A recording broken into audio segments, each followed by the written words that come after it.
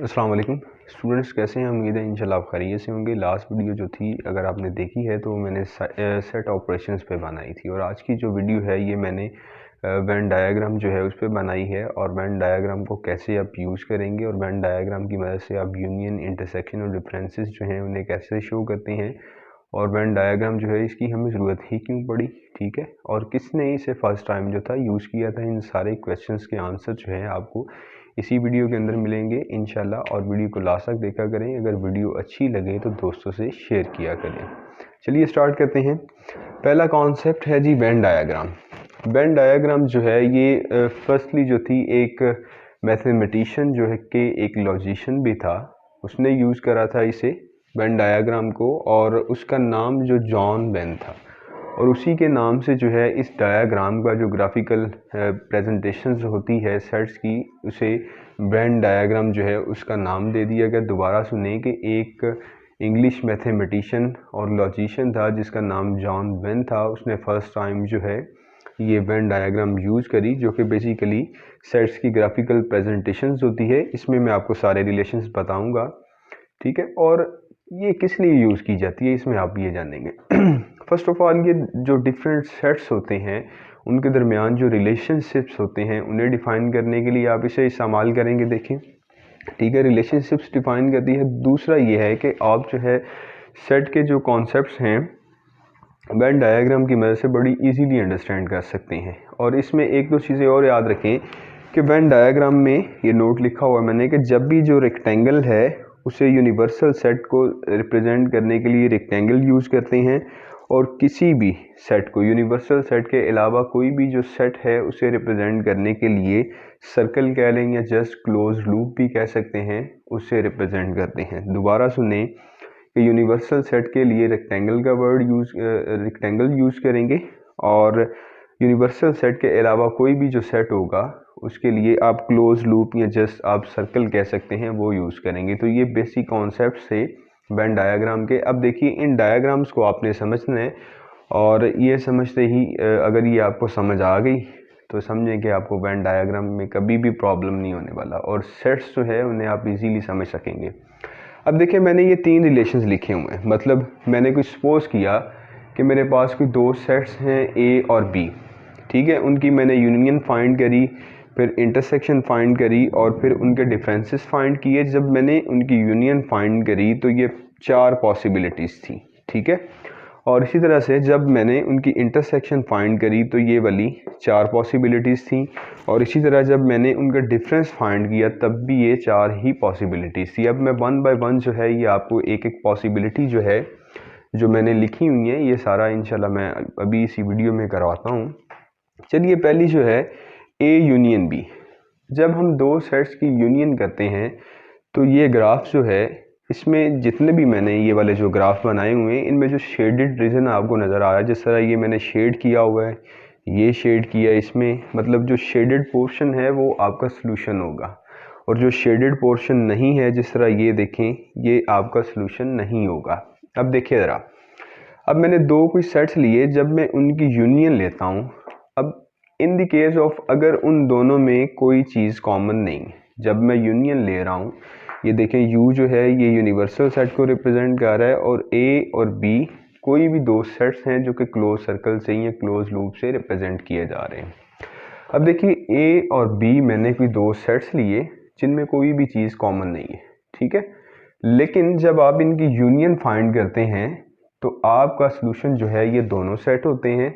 तो इसी वजह से, क्योंकि ये इनके दरमियान ये वाला जो गैप है ये बता रहा है इनमें कोई चीज़ कॉमन नहीं है, लेकिन ये शेडेड पोर्शन जो है ये बता रहा है कि सलूशन में ये दोनों आएंगे, क्योंकि आपके पास ये यूनियन है। ये थी आपके पास फर्स्ट लॉजिक, फर्स्ट पॉसिबिलिटी।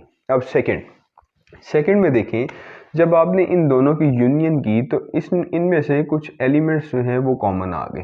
तो इनका जो कॉमन पोर्शन है वो आपका ये वाला जो है ये आपका कॉमन पोर्शन है, और बाकी जो है ये आपका अनकॉमन पोर्शन है। मतलब ये ए और बी जो दो सेट्स थे जिनकी आप यूनियन ले रहे थे, उनमें ये वाले एलिमेंट्स जो हैं ये वाले कॉमन एलिमेंट्स आ गए। मतलब ये ब्लैक पोर्शन जो मैंने लिखा हुआ है ये आपके पास कॉमन पोर्शन होगा दोनों में, ठीक है, कॉमन पार्ट भी कह सकते हैं।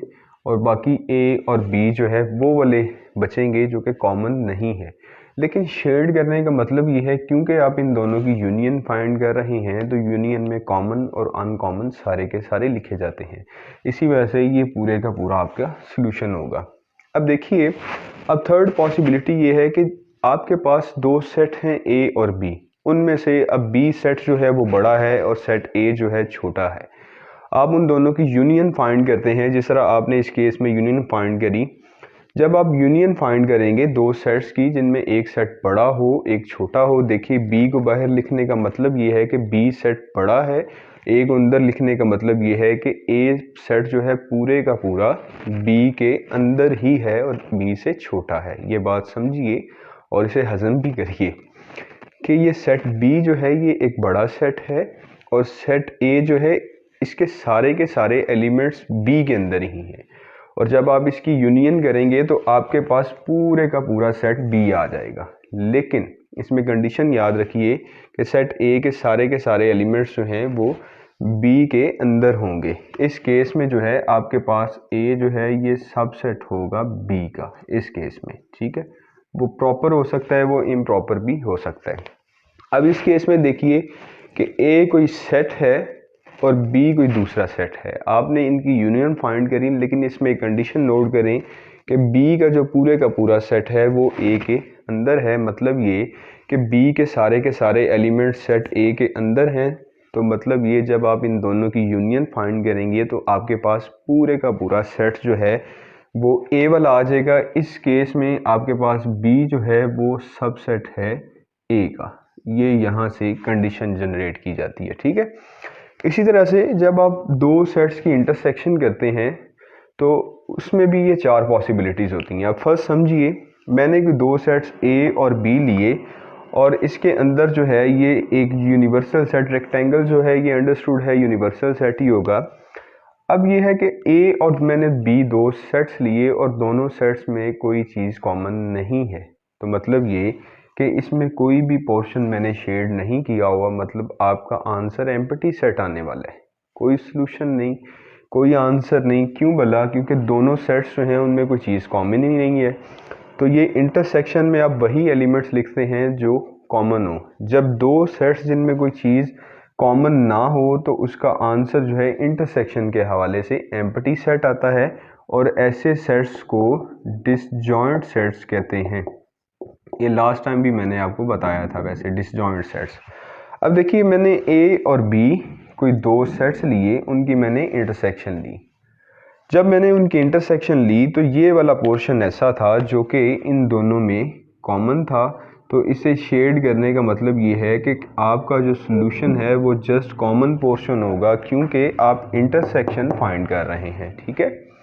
इसी तरह से देखिए कि मैंने दो सेट्स ले लिए ए और बी इस तरह से कि सेट ए जो है वो सबसेट है सेट बी का। तो जब मैं इन दोनों की इंटरसेक्शन करूंगा तो मेरे पास इंटरसेक्शन में छोटा सेट जो है वो आंसर में आ जाया करेगा और यूनियन में जो बड़ा सेट है वो आंसर में आ जाया करेगा। याद रखिए और हजम भी करिए कि यूनियन में जो बड़ा सेट है वो आंसर बना करेगा और इंटरसेक्शन में जो छोटा सेट है आपके पास वो आपके पास आंसर बना करेगा। तो शेडेड रीजन देखें ए किया हुआ है, तो मतलब ये कि जब आप ए और बी का इंटरसेक्शन करेंगे तो आपके पास सॉल्यूशन ए आने वाला है। क्यों? क्योंकि ए तो सारे का सारा बी के अंदर है। एक जनरल एग्जांपल लेके देखिए, सारा ऐसे ही होगा, परेशान ना हो। अब देखिए, इस केस में आपके पास बी जो है, बी वाला ये सबसेट है ए का। बी जो है ए का सबसेट है, मतलब ये कि बी जो है सारे का सारा ए के अंदर ही है। जब आप इन दोनों की इंटरसेक्शन करेंगे तो आपके पास सारे का सारा आंसर बी ही आ जाएगा, क्योंकि बी छोटा सेट है। जब भी इंटरसेक्शन की जाती है तो आंसर जो है छोटा सेट ही आता है आपका कॉमन में, ठीक है। तो ये आंसर जो है आपका बी होगा और बी को मैंने शेड किया हुआ है, अंडरस्टूड है कि इस केस में आपके पास जो सॉल्यूशन है वो बी होगा। इसी तरह से ये डिफरेंसेस को समझिए। अब मैंने दो सेट्स ले लिए ए और बी। ए और बी मैंने कोई दो सेट्स लिए, मतलब ये कि उन दोनों में कोई चीज़ कॉमन ही नहीं। मतलब ए के एलिमेंट्स हो रहे हैं, बी के एलिमेंट्स हो रहे हैं। जब मैं इन दोनों का डिफरेंस लूँगा तो मेरे पास ये वाला फर्स्ट सेट जो है, ये वाला फर्स्ट सेट जो है आंसर आ जाएगा जब इन दोनों में कोई चीज़ कॉमन नहीं है, ठीक है। और बी जो है ये साथ इसी तरह आ जाएगा। और शेड करने का मतलब ये कि इस केस में आपका जो सोल्यूशन है वो ए है। इसी तरह से देखिए कि जब मैंने ए और बी कोई दो सेट्स थे, उनका डिफरेंस मैंने फाइंड किया और उनमें से कुछ चीज़ें कॉमन आई। मतलब देखें, ये कुछ पोर्शन था जो कॉमन आ गया, ठीक है, और बाकी जो बचा वो बी का पार्ट है। तो जो कॉमन पोर्शन है और जो बी का पार्ट है वो आप डिफरेंस में निकाल देते हैं, और जो फर्स्ट सेट के जो एलिमेंट्स बच जाते हैं जो कि कॉमन नहीं होते, वो आपका सॉल्यूशन में शामिल हो जाता है सेट, वो आपका सॉल्यूशन रीजन होता है, ठीक है। इसी तरह से देखिए, अगर सपोज करें इस केस में आपके पास ए जो है वो सबसेट है बी का, ए बी का सबसेट है, तो जब आप इनका डिफरेंस लेंगे, ए जो है बी का सबसेट है, जब आप इनके डिफरेंस लेंगे तो आपके पास आंसर जो है वो एम्प्टी सेट आने वाला है। इधर भी गौर करिए कि ए जो है ये छोटा सेट है और बी जो है ये बड़ा सेट है, और ए के सारे एलिमेंट्स बी के अंदर हैं। जब आप डिफरेंस फाइंड करेंगे तो आपके पास ए में कोई भी एलिमेंट नहीं बचेगा, मतलब ये कि आपका सॉल्यूशन जो है एम्प्टी सेट होगा। तो इस केस में आपका सॉल्यूशन एम्प्टी सेट होगा। अब देखिए इस केस में आपके पास ये बी जो है ये सबसेट है ए का, ये बी जो है ये ए का सबसेट है, मतलब बी जो है ए से छोटा है। जब आप इनका यहाँ पे देखें ए की वैल्यू रिप्लेस करेंगे और बी की वैल्यू रिप्लेस करेंगे, क्योंकि बी और ए के एलिमेंट सारे के सारे कॉमन आएंगे। क्यों बोला? क्योंकि बी जो है ए का सबसेट है। जो एलिमेंट्स कॉमन आएंगे वो तो आप नहीं लिखने वाले, लेकिन जो अनकॉमन एलिमेंट्स बचेंगे वो जस्ट पहले सेट के ही होंगे, सेकेंड सेट के नहीं होंगे इस वाले केस में। तो आपका जो आंसर है बी तो आपके आंसर में नहीं आएगा, इसी वजह से इसे मैंने शेड नहीं किया हुआ, और आपका आंसर वो वाला आएगा जो ए में तो हो लेकिन बी में नहीं होगा। तो मतलब ये कि सेट ए का वो वाला पार्ट आपका आंसर होगा जो कि बी में नहीं होगा।